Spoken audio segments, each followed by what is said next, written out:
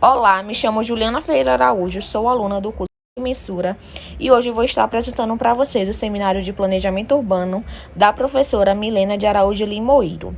A priori serão apresentados 2 artigos que têm relação direta com a disciplina de Planejamento Urbano.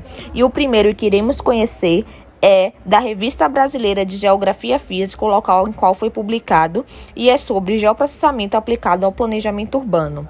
Proposta preliminar de expansão urbana no município de Inconfidentes, Minas Gerais. E o que esse artigo vai vir falar para a gente? Em resumo, diante do cenário nacional que aponta para a expansão urbana das cidades médias e pequenas, o planejamento urbano ele se faz necessário a fim de criar estratégias para o crescimento das cidades de forma sustentável. Logo, os municípios eles devem se voltar para um planejamento de qualidade e que garanta a satisfação a seus habitantes. E pensando nisso, o seguinte projeto ele veio com uma proposta de utilizar o geoprocessamento como ferramenta complementar no processo de planejamento urbano, visando apresentar essa proposta utilizando o software do ArcGIS e cartas topográficas de municípios, para que a gente consiga fazer o recorte do município em questão, que é de Inconfidentes de Minas Gerais. Para uma boa gestão e planejamento municipal, o pleno conhecimento do território em que um sítio urbano está localizado é uma informação primordial. O uso de informações geográficas SIGs, principalmente a ferramenta do geoprocessamento ou geotecnologias, ele tem apresentado bastante eficácia no sentido de possibilitar aos gestores uma visão mais completa e detalhada sobre os municípios, auxiliando assim na tomada de decisões. Logo, o objetivo desse trabalho reside na utilização do geoprocessamento como ferramenta complementar no processo de planejamento urbano do município de Inconfidentes, Minas Gerais, através da elaboração do mapa de uso e ocupação do solo, identificação de áreas com restrições à expansão e ocupação do solo e definição de áreas adequadas à expansão urbana. Agora a gente vai falar um pouco sobre o material e métodos que foram utilizados. A priori foi feito o quê? A caracterização do estudo, que nada mais é do que a gente conhecer um pouco mais desse local que a gente vai estar trabalhando, que nesse caso é o município de Inconfidentes, localizado no sul do estado de Minas Gerais, que possui uma altitude média de 869 metros e clima tropical de altitude, abrangendo uma área de 148 km², ocupada por diversas classes de uso e ocupação do solo, dotada de uma vegetação original pertencente ao bioma Mata Atlântica e relevo de mar e de morros. Atrelada a isso, foi feita a aquisição de dados. A datação da rede de drenagem do limite do município foram obtidas através de cartas topográficas digitais adquiridas do IBGE, referente aos municípios de Ouro Fino e de Borda da Mapa, ambos de Minas Gerais, ambas com escala de 1 para 50 mil, elaborados no ano de 1972. O mapeamento do uso e ocupação do solo foi obtido através da imagem Google Earth Pro de alta resolução, ou seja, resolução espacial de 7 metros, adquirida em 23 de setembro de 2013. E os dados referentes à declividade e curvas de nível foram extraídos a partir de imagens SRTM, adquirida através do banco de dados da Embrapa do ano de 2013. Após isso, a gente teve o quê? O tratamento de dados e o georreferenciamento. As cartas topográficas dos municípios de Ouro Fino e Borda da Mapa foram georreferenciadas a partir do software ArcGIS em sua extensão do ArcMap. Posteriormente, procedeu-se ao mosaicamento das cartas já georreferenciadas para a posterior extração do limite do município de Inconfidentes. Atrelado a isso, teve o quê? A extração de vetores, que nada mais foi do que manualmente, através da ferramenta GeoReferencing do ArcGIS 9.3, foram extraídos o contorno do município da rede de drenagem a partir das folhas digitais. Porque aqui o que aconteceu, a gente baixou, recapitulando, né? 2 municípios de Ouro Fino e Borda da Mata georreferenciou para depois disso a gente conseguir delimitar o município em questão, que é o de Inconfidentes, Minas Gerais. E atrelado a isso, a gente fez o quê? O tratamento de imagens por meio do Google Earth. As imagens do Google Earth Pro passaram por um realce de histograma, que nesse caso é um contraste, através da aplicação do desvio padrão. O método de reamostragem de pixels foi o Nearest Neighborhood, que é o que? Vizinho mais próximo. Atrelado a isso, também foi feito o registro de imagem. Para o georreferenciamento da imagem do Google Earth Pro, foram utilizados 5 pontos de controle, coordenadas previamente conhecidas, né? Que essas coordenadas previamente conhecidas que serão nossos pontos de controle. E após o registro da imagem, a gente vai ter a determinação do uso e ocupação do solo.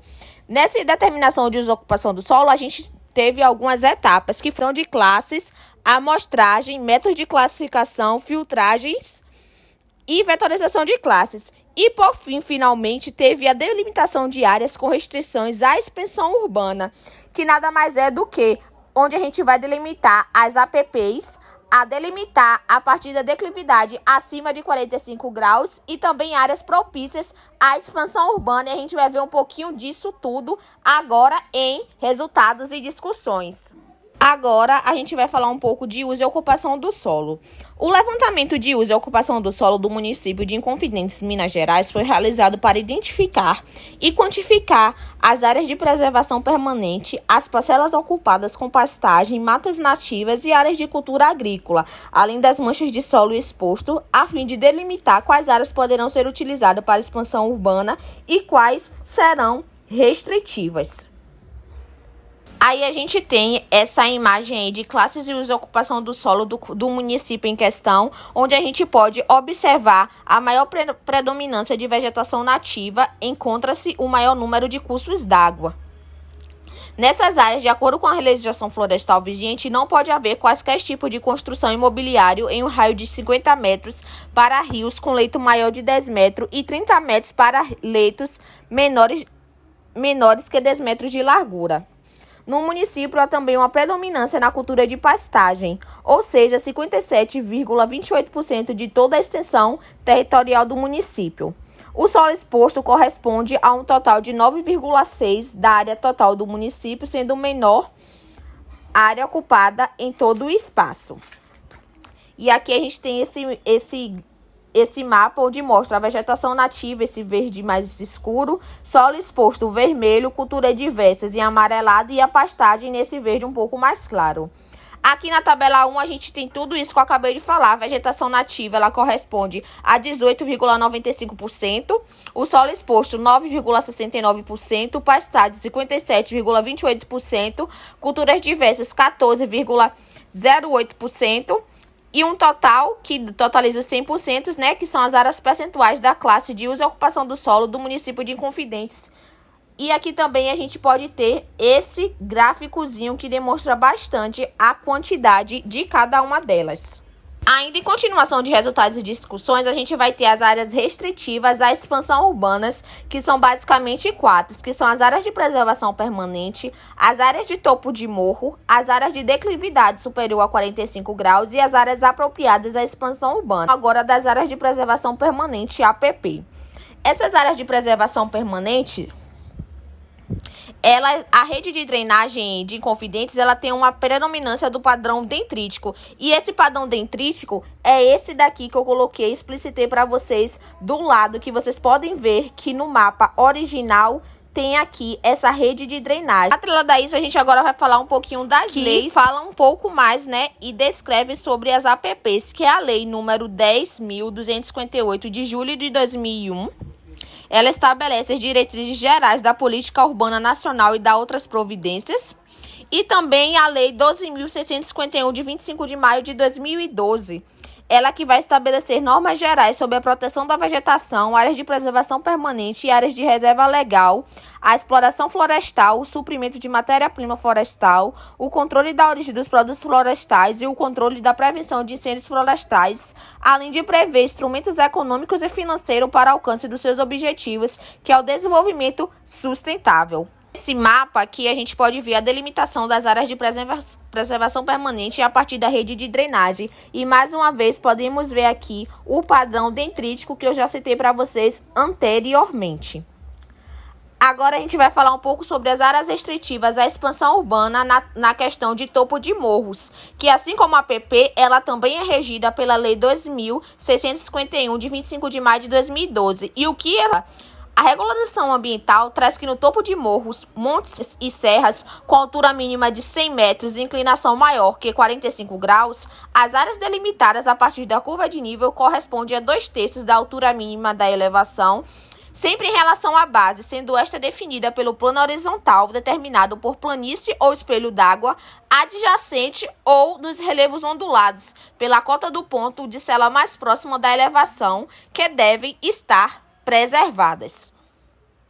Aqui a gente também vai ter um mapa falando sobre a delimitação das áreas com topo de morro no município de Confidentes de Minas Gerais, onde em vermelho a gente pode ver os locais correspondentes aos topos de morros. E as curvinhas aqui, curvas de 20 em 20 metros, que foram utilizadas.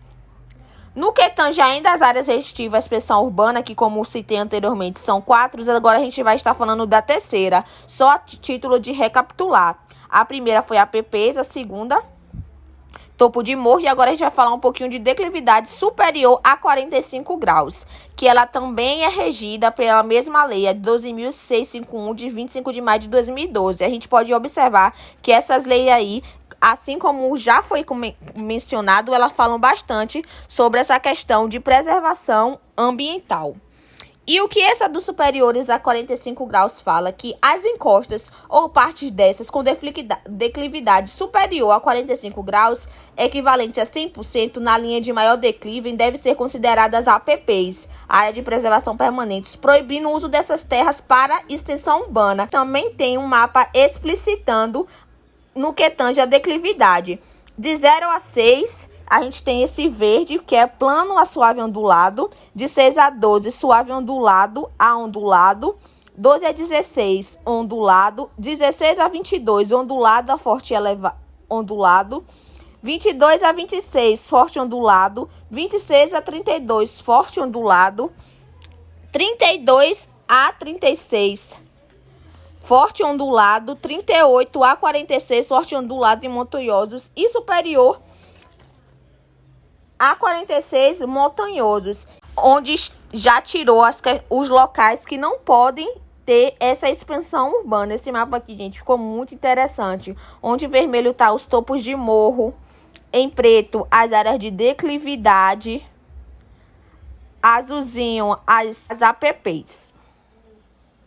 E também temos as áreas apropriadas à expansão urbana, que são as áreas parcialmente apropriadas à expansão urbana, estão bem distribuídas em toda a área territorial de Confidentes. Essa região com potencial de utilização para malha urbana corresponde a 86,65% do território total de Confidentes, Minas Gerais. Mais uma vez, foi possível ver aqui, né, explicitar por meio deste mapa, onde basicamente a gente tem os principais núcleos urbanos em marronzinho. Em vermelho, a gente tem as culturas diversas, em verde a vegetação nativa. E nesse amarelinho assim, que vocês estão vendo, esverdeado, a área propícia à expansão urbana. E a gente vê que, de fato, é uma área bem considerável, né? Levando em consideração que é 86,65%. Na figura 8, né, que é nesse mapa, a gente pode observar a tonalidade das áreas que são restritivas à expansão. Após todo o agrupamento das variáveis analisadas, redes de drenagem, topo de morro, declividades, culturas diversas e vegetação.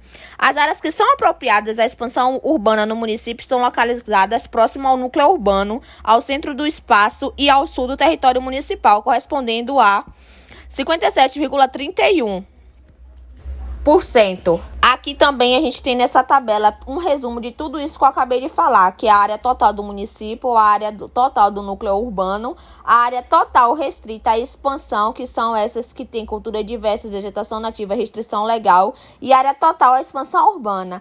E tomando como base isso, o município de Inconfidentes possui ainda aproximadamente 52% do seu território como sendo de possível uso para espraiamento do tecido urbano.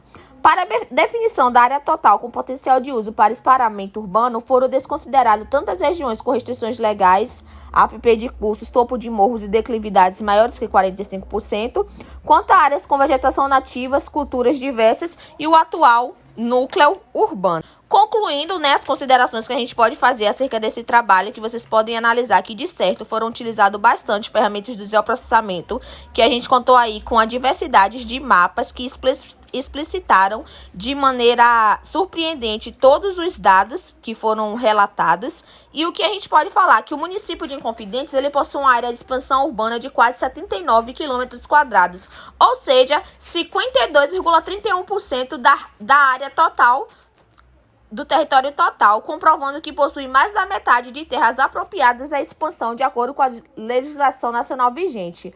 E essa pesquisa ela pode servir como base para uma possível elaboração de plano diretor, regido pelo Estatuto da Cidade no município de Confidentes, Minas Gerais, que atualmente vem acompanhando um processo de expansão urbana. Uma possível saída para o desenvolvimento urbano do município seria, portanto, o adensamento urbano, mas de forma inteligente, evitando os grandes problemas urbanos gerados em diferentes cidades. E, além disso, a gente também pode atrelar isso falando o quê? Que tal crescimento traz contigo vários desafios que devem ser enfrentados e solucionados a partir de políticas de serviços públicos, como distribuição igualitária de energia, água, transporte público, saúde, educação, entre outros. Por isso, a elaboração de um plano diretor municipal se faz necessário cada vez mais às cidades que possuem como característica um intenso crescimento demográfico. E, gente, aí a gente pode analisar a riqueza e importância desse trabalho, e foi um trabalho que de certa forma teve um baixo custeio, visto que foram utilizadas ferramentas de geoprocessamento que entregam um excelente resultado com um baixo custo. E agora a gente vai ver aqui um pouquinho das referências que foram utilizadas para a composição desse artigo. Basicamente, concluímos aqui a primeira parte. E agora, dando continuidade, a gente vai começar a falar um pouco mais sobre o nosso segundo artigo, que vai falar sobre a importância do cadastro técnico multifinalitário para elaboração de planos diretores. E o que esse artigo em si vai falar? Ele vai investigar a necessidade de elaborar um cadastro técnico multifinalitário, que a gente vai aqui estar comentando na sigla CTM, como suporte ao plano diretor PD, cuja qualidade seja adequada para atender às funções inerentes. Logo, esse cadastro técnico ele possui caráter fundamental no planejamento urbano e na gestão, pois ele irá oferecer ferramentas e a precisão necessária para a elaboração de planos urbanísticos. Logo, a gente já vê aí de cara a importância desse estudo e vamos ver agora um pouquinho mais sobre o que ele vai falar. A introdução. Colocado pela Constituição de 1998 como instrumento máximo da política urbana, o plano diretor, a partir da década de 30, passou a ser difundido como elemento essencial de regulamentação do uso e ocupação do solo de determinado município. Segundo Vilaça, 2005, a ideia de plano diretor existe no Brasil pelo menos desde 1930. Neste ano, foi publicado em francês o conhecido Plano Agache, elaborado por urbanista francês Alfred Donat Agache, de 1875 a 1959, para a cidade do Rio de Janeiro. Nesse plano, pela primeira vez, aparece entre nós a palavra plan directo, que significa basicamente o plano nunca foi traduzido pelo poder público. Da mesma forma que o plano diretor direciona a construção de um modelo de cidade, ele também atua decisivamente na qualidade dos espaços urbanos, na intensidade das trocas sociais e na vivência cotidiana dos espaços da cidade. E qual foi a metodologia utilizada nesse artigo em si? Ela é uma metodologia interessante, porque ela foi a metodologia qualitativa, que tende a destacar valores sociais das asserções de conhecimento. Na óptica da pesquisa qualitativa, a realidade é socialmente construída, não há realidade independente dos esforços mentais de criar e moldar. As questões elas são investigadas na busca da compreensão do fenômeno social, focalizando significados e experiências, procurando a explicação interpretativa de uma realidade socialmente construída. Ela também é de cunho bibliográfico e teórico exploratória, onde visa entender em diferentes escalas de apreensão as relações entre o ser humano e o meio e a relação de importância da qualificação dos planos diretores. Enquanto isso, ela vai ser também uma pesquisa bibliográfica, onde vai procurar explicitar o problema a partir de referências teóricas publicadas em livros, artigos, mapas, fotos manuscritas, exigindo do pesquisador uma atitude, análise crítica destes, buscando delinear com clareza o referencial teórico na elaboração do trabalho. No tópico aqui de revisão teórica, a gente vai falar um pouco sobre o cadastro técnico multifinalitário, com a sigla CTM. Ele o que é? Ele é um suporte para o conhecimento do território através da informatização de um banco de dados públicos sobre as prioridades municipais, permitindo visualização de forma gráfica e organizando-as em um sistema cartográfico preciso e de qualidade. E isso vai possibilitar o desenvolvimento de diversos processos econômicos, jurídicos e técnicos envolvidos na dinâmica das cidades. Logo, a gente pode concluir que esse cadastro é um sistema de informações do espaço territorial, no qual os dados vão ser organizados em torno de uma unidade territorial jurídica da parcela, sendo este um lote, um imóvel, uma propriedade. E por suas funções indispensáveis ao suporte do desenvolvimento econômico, o cadastro tornou-se um instrumento fundamental para o ordenamento do espaço territorial e uma das características é propiciar o acompanhamento e controle temporal das atividades num determinado espaço. Atrelado a isso, a gente pode destacar também ainda alguns pontos importantes do CTM, como, por exemplo, a qualidade e confiabilidade das informações, ela reflete na melhor definição das políticas públicas e nacionais, o que irá contribuir também para a maior eficácia na arrecadação dos tributos municipais.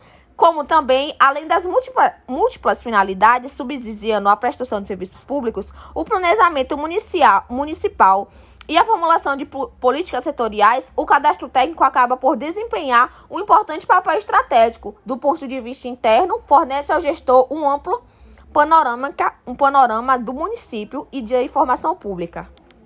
Além disso, o CTM ele também vai poder se tornar um poderoso instrumento de promoção do município, dando visibilidade às ações e programas de governo, auxiliando na busca por financiamento de suas políticas públicas de prestação de serviços.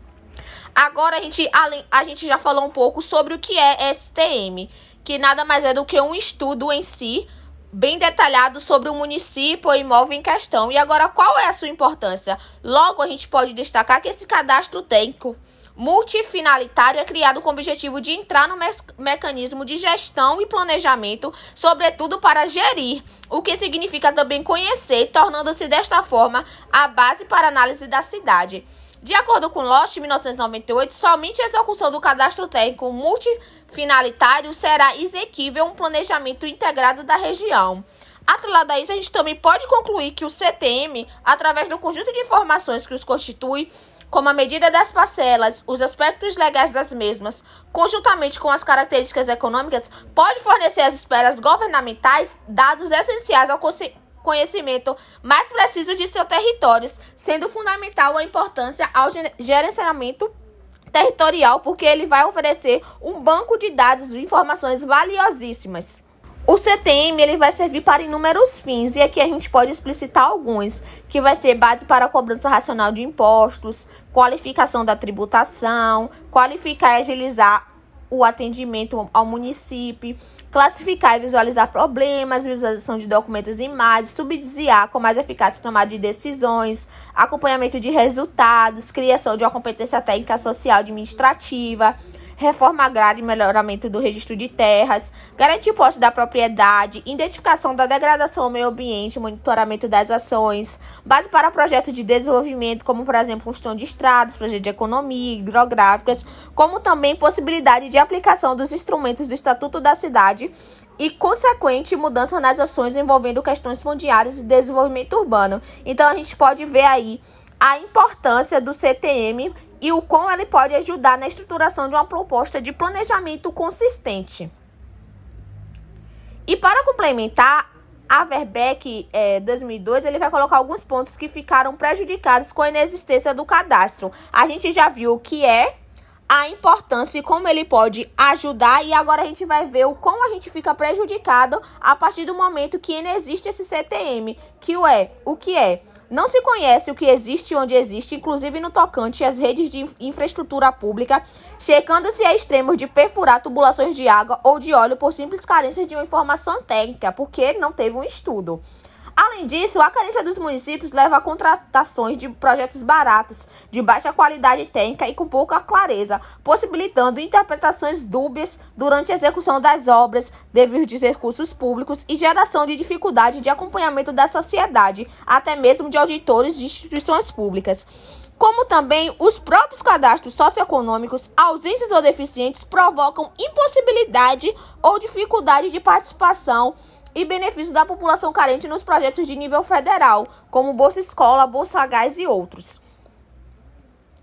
O adensamento urbano ocorre desordenadamente e com baixo índice do registro legal dos imóveis, provocando insegurança jurídica das propriedades, sobrecarga das varas judiciais e reforço na atividade econômica. Aí a gente pode ver, gente, já ter noção do como essa inexistência do CTM faz total diferença e o quão prejudica, porque atrelado a isso, o meio ambiente é fortemente afetado pela ação do homem e pela ocupação desordenadas com prejuízos mananciais de água, margens de rio, áreas de inundação e de amortecimento de picos de cheia em costa íngreme, área de vegetação, de preservação, dunas e mangues, como também, em consequência, o meio ambiente reage às ações do homem, causando maiores prejuízos à população carente, a exemplo de inundações, deslizamentos, contaminações de mananciais, proliferações de doenças transmissíveis por meio hídrico.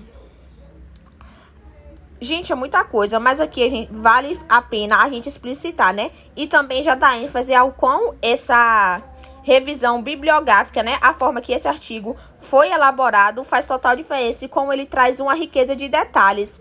E, como complementar, a gente pode falar que a inexistência também acarreta em quê? Que a tributação imobiliária traz grave conteúdo de injustiças devido aos valores desajustados, além de não abranger grande parte dos imóveis e não permitir o exercício de uma política tributária, como também desenvolve-se na sociedade o sentimento de burlar o poder público. É interessante a sonegação e não traz riscos, que no caso é a impunidade. O planejamento urbano e a gestão participativa ficam fragilizados pela ausência de instrumentos básicos, gerando desinteresses e reduzidos resultados práticos. E o exercício da cidadania, já afetado pelo modelo concentrador de renda e de exclusão social nos diferentes níveis, fica ainda mais prejudicado. Agora a gente vai falar um pouquinho ainda sobre, a gente concluiu sobre o CTM, né, que a gente viu o que era, o quão benéfico ele era e quais eram os agravantes de não ter esse CTM. E agora a gente vai falar sobre o plano diretor. E explicando agora o que é esse plano diretor. Ele basicamente é um plano criado por um grupo multidisciplinar, isso é muito importante, de planejadores que tem impacto válido para toda a comunidade da cidade, por certo período de tempo, e busca mostrar a cidade como ela é atualmente e como ela deverá ser no futuro. Logo, o plano diretor ele tem como objetivo principal fazer com que a propriedade urbana e rural cumpra com sua função social, entendida como o atendimento do interesse coletivo em primeiro lugar, em detrimento do interesse individual ou de grupos específicos da sociedade. Atrelado a isso, esse plano diretor ele vai apresentar algumas funções, como são propiciar o crescimento e desenvolvimento econômico local em bases sustentáveis, garantir as necessidades dos cidadãos quanto à qualidade de vida e justiça social, garantir que a propriedade urbana e rural sirva aos objetivos anteriores, como também fazer cumprir as determinações do Estatuto da Cidade. De acordo com Pinto, 2001, e Louch, 2005, são requisitos formais de um plano diretor: a participação popular, que deve abrir oportunidades para a população ter acesso à proposta, podendo opinar e avaliar as mudanças sugeridas, o que é garantido a ponto do não cumprimento poder se caracterizar em improbidade administrativa. Também a gente pode pontuar que estudos técnicos devem ser apresentados por uma equipe multidisciplinar, garantido estudos do adensamento do uso do solo, equipamentos urbanos, valorização imobiliária, geração de tráfego e etc. Como também responsabilidade técnica deve ser garantida por profissionais com habilitação comprovada, de tal forma que seja comprovada a observância de normas técnicas pelo plano diretor. Então, esse plano diretor, além de ser constituído por uma equipe multidisciplinar, essa equipe ela tem que estar com profissionais de habilitação comprovada. E temos aqui, agora a gente vai falar um pouco sobre as vulnerabilidades detectadas na análise de planos diretores. O poder público ele deverá gerir o município como uma empresa privada, procurando sempre o retorno de qualquer tipo de investimento e levando em consideração 4 grandes pontos durante a elaboração e implementação do plano diretor. E quais são esses pontos durante a elaboração e implementação do PD, do plano diretor? São os pontos técnicos, econômicos, jurídicos e políticos. E agora a gente vai ver um pouco mais sobre cada um desses planos. O técnico, segundo o Louch, 1998, a falta de pessoal especializado é praticamente generalizada em todas as prefeituras nas quais já se deu algum tipo de consultoria ou treinamento. E essa carência acontece por mera falta pessoal nas mais diversas áreas de conhecimento.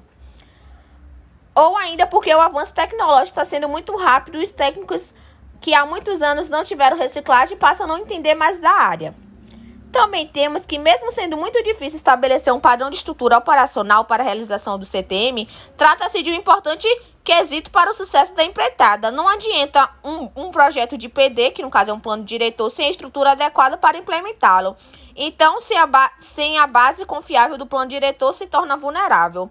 Segundo Lost Herba, 2007, é imprescindível ter equipamentos computacionais sofisticados, mas o mais importante, a boa vontade de todos os níveis da administração e de todo o setor público para compartilhar a informação, evitando as duplicações de dados e investimentos, como também viabilizando que todos possam gerar novas camadas temáticas que atacam os problemas específicos, derrubando a ideia de que o sistema tem um único proprietário.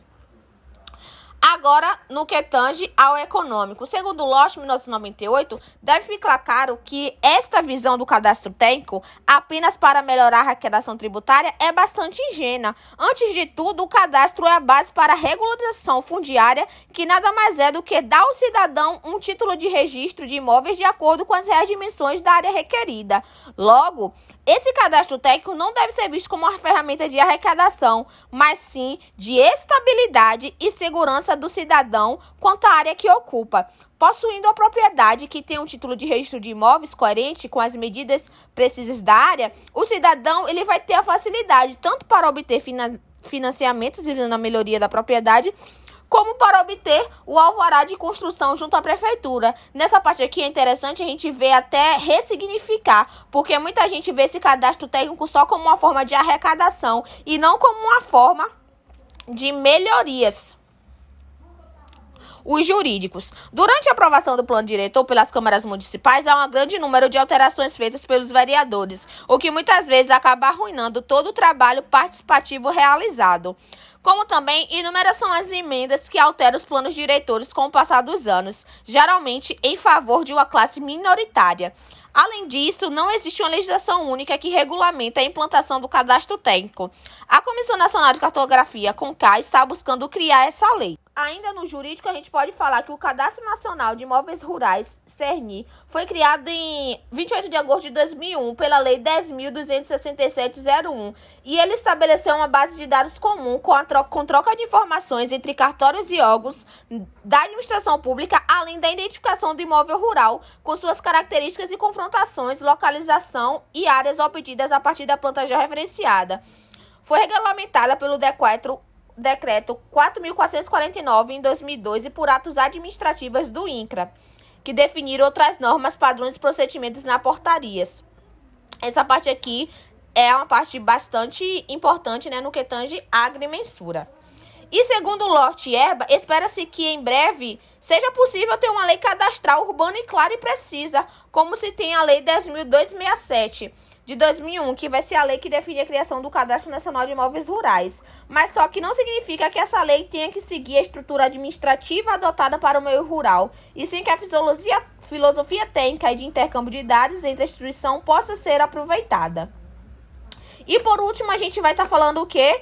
Do político, que nada mais é que a descontinuidade administrativa devido à política partidária, e o administrador que propõe obras, as quais tenham consequências em longo prazo, sofre severas críticas, pois o povo quer retorno imediato. Cabe à imprensa e aos políticos esclarecer à população da importância dessas obras que visam o futuro. Os resultados. Os planos diretores que foram realizados sem a disponibilidade do CTM, segundo o Lost 2008, recentemente o GT Cadastro obteve a aprovação de projeto do Ministério das Cidades para apoiar municípios pequenos situados na região metropolitana da Grande Florianópolis que precisavam executar seus planos diretores. E o fato de tratar-se de municípios pequenos viabilizou um diálogo mais franco com a comunidade, mostrando-lhe a importância da gestão participativa e das comunidades opinarem. E agora a gente vai falar com planos diretores realizados com a disponibilidade do CTM. Anteriormente a gente falou sem a disponibilidade e agora a gente vai ver a diferença com a disponibilidade. Logo, a gente pode observar que para construir um plano diretor que demonstrasse o efetivo valor do cadastro e da cartografia em escalas adequadas ao plano diretor, o GT Cadastro da UFSCar aceitou a coordenação dos trabalhos para a elaboração do plano diretor de São José, município confrontante de Florianópolis, e o trabalho de quase uma década possibilitou resgatar uma série temporal com cartografia, cuja qualidade geométrica e temática permitiu uma avaliação da realidade físico-espacial em elevado grau de detalhe. Os mapas temáticos em escala de 1 para 2000 têm grande valor porque permitiram avaliar os problemas ambientais, sociais e estruturais da cidade, mostrando cada item proposto de maneira clara para as comunidades numa gestão participativa, consciente e harmônica. Ainda assim, a integração desses produtos cartográficos permitiu expressar uma visão panorâmica da cidade até a ocupação do solo intralote, comparando com problemas de zonas homogêneas mais densas para outras de baixas rendas. E também de posse do conjunto de informações e das imagens fotogramétricas de cada data foi realizada uma leitura e elaboração do plano diretor. A população foi motivada e conscientizada acerca da evolução físico-espacial em cada bairro, promovendo uma discussão participativa para perguntar às comunidades os rumos que desejavam para os seus bairros ou zonas homogêneas onde moravam. Então, a gente aí vê que a partir do momento que a gente tem essa disponibilidade do CTM, a gente consegue ter até uma discussão e colocar essa discussão a torno da população para ela identificar o que elas querem nas suas comunidades, quais rumos irão ser tomados. E a discussão aqui, a combinação ideal entre a proposição das equipes técnicas e a aceitação das propostas da população ainda está longe de ser estabelecida, que a gente viu aí que é um grande desafio. Logo, a diversidade de situações nos mais diversos municípios é o que torna o processo de elaboração e implementação dos planos diretores único. O debate e as reuniões na busca de alternativas para cada problema precisam estar calçados de dados atualizados e principalmente confiáveis. E a gente aqui também pode considerar que o CTM vem, ao longo dos últimos anos, realizando uma expressiva transformação cultural na administração dos municípios brasileiros. Então, nesse artigo aqui, a gente pode observar o como o CTM ele é importante, faz total diferença e acredito que muitos de vocês não conheciam, assim como eu. Fiquei aqui, achei incrível o CTM e o como ele também faz diferença nos planos diretores e o como isso pode contribuir para o planejamento das cidades em si. E qual a expectativa? Conscientizar sobre a importância de se obter dados e gerar informações precisas para o planejamento, considerando a realidade local de cada município e elaborar uma avaliação sobre a vulnerabilidade dos planos diretores sem existência do CTM. E a gente conclui aqui assim esse artigo e agora eu vou mostrar para vocês um pouco das referências que deu aqui o embasamento a esse segundo artigo. Obrigada a todos pela atenção e é isso.